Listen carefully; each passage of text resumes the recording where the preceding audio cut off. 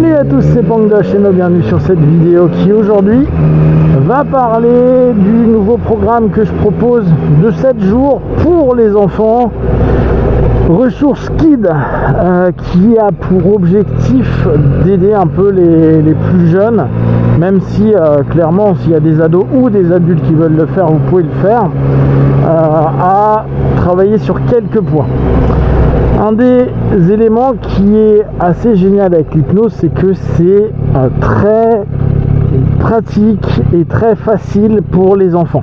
Après, le contre-coup des enfants, c'est qu'ils n'ont pas toujours un énorme potentiel de concentration et c'est pas toujours simple de les faire vivre une session de 10 minutes, d'un quart d'heure, d'une demi-heure.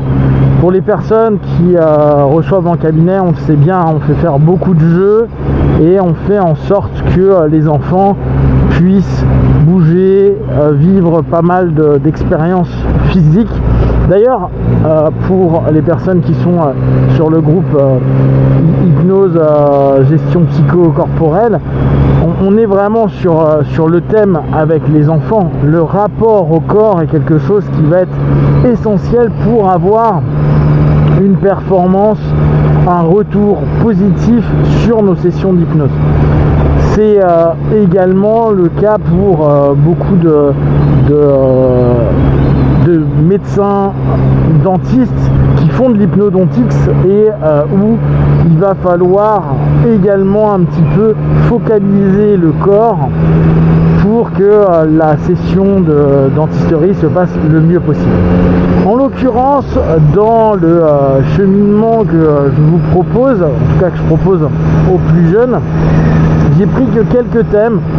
C'est comme pour beaucoup de mes programmes, un test. Si ça plaît bien, on pourra continuer sur d'autres thèmes. Si vous êtes parent, éducateur, instructeur, n'hésitez pas à me partager les thèmes qui vous semblent récurrents et dont les enfants ont besoin.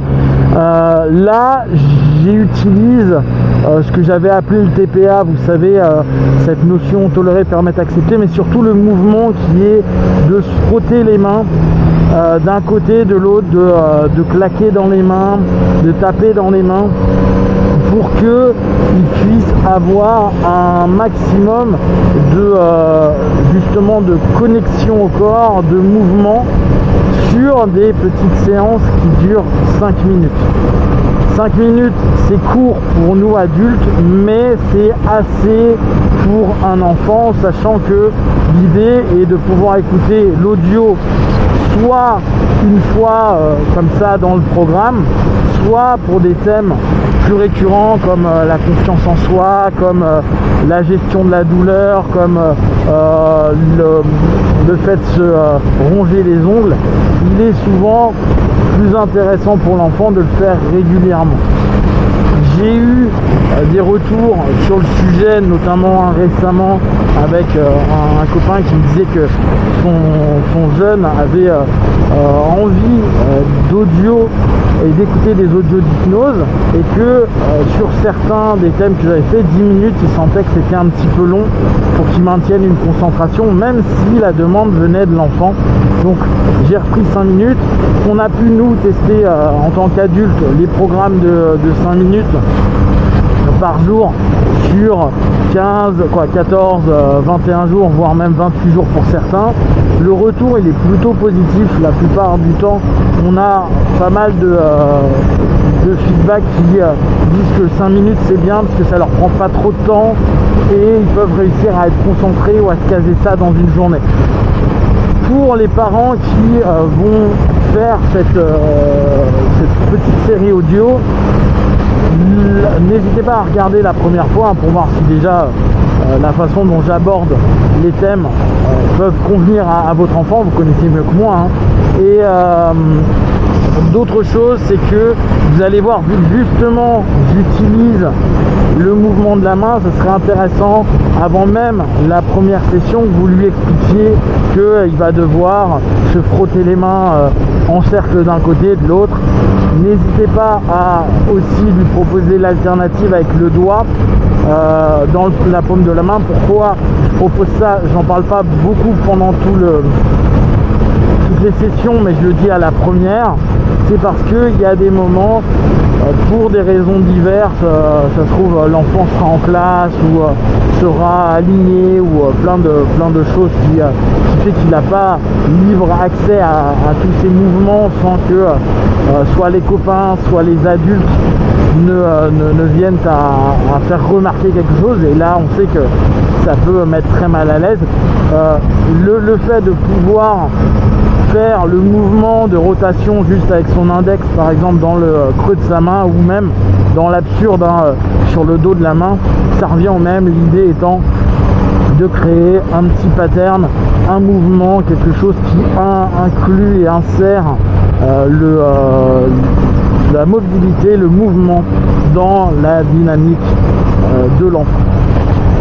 Vous allez également pouvoir travailler, vous, a posteriori, à faire répéter différents éléments. Ce matin, j'ai pas encore fait de petits exercices. Peut-être que ça peut être un des éléments comme avec le précédent programme avec les addictions. Je vais peut-être faire des prescriptions de tâches tout simples à mettre en place pour l'enfant. Du coup, l'éducateur, le caretaker, le parent qui gère, vous pourrez éventuellement lui faire. Le tout, c'est toujours la même chose avec les enfants. Il n'y a pas d'intérêt à imposer des choses, que ce soit particulièrement dur et difficile pour l'enfant. Il faut que ce soit quelque chose qui soit motivant pour lui et qu'il ait l'impression qu'il y ait du feedback. Donc n'hésitez pas à lui demander si tout simplement il a l'impression, après des écoutes, alors pas immédiatement, mais les jours qui suivent, s'il a réexploité, réutilisé un des outils, si ça lui permet d'aller mieux par rapport à, je sais pas, une gestion de stress, par rapport à son apprentissage, par rapport à des choses qui le dérangeaient, et d'amener du coup vers quelque chose qui est constructif pour lui, sachant que c'est pas nous en tant qu'adultes qui avons à débriefer et à penser si c'est bien ou pas, c'est à lui de pouvoir, à l'enfant, de pouvoir mettre des mots, à dire ça j'aime pas, ça m'a aidé, ça m'aide pas du tout. Et bien sûr, si l'enfant n'a pas envie de continuer ou autre, là il y a 7 écoutes. Il n'a pas envie, il n'aime pas dès la première, bah, il le fait, bien sûr, ne forcez pas. Ça reste des options supplémentaires pour aider et soutenir les enfants, pour aider et soutenir aussi les parents qui par moment savent pas trop quoi proposer à l'enfant. Donc vous allez retrouver, je pense, très rapidement, donc je vous diffuse cette vidéo demain matin. J'aurai certainement fait sur le site HNO MP3 Hypnose une page dédiée.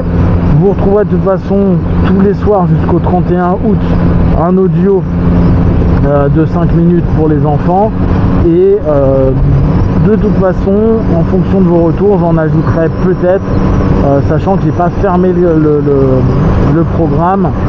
La dernière session c'est sur le fait de se ronger les ongles, donc je peux rajouter des éléments. J'ai pas clos comme un cycle que j'ai pu faire par exemple avec les addictions ou avec d'autres où il y a une espèce de conclusion qui récapitule l'ensemble des éléments qui ont été proposés, sans pour autant dire traités, mais en tout cas qui permet une perspective pour les enfants et un mieux.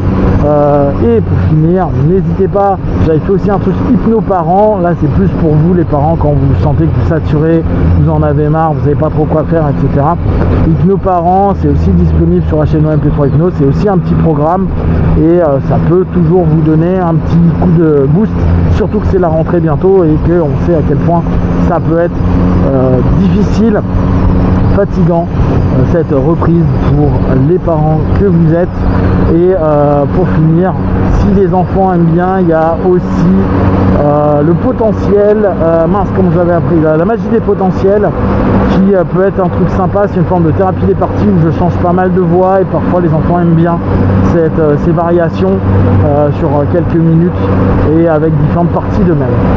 Ne prenez que ce qui est bon et juste pour vous, testez, observez, analysez et concluez. À très vite, B1, ciao.